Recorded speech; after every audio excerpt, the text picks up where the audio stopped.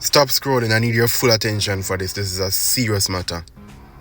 This is a topic that I've never seen discussed, and it is simply an injustice that this topic is not discussed more.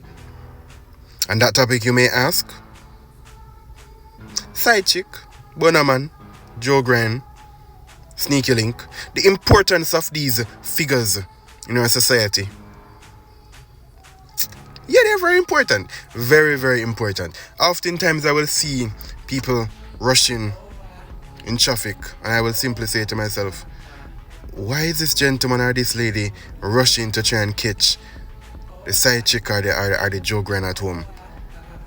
I firmly believe that Joe Grant, side chick, Sneaky Link are a vital part of our society.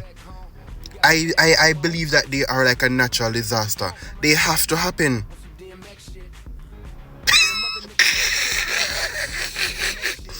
Those are my thoughts. What are yours?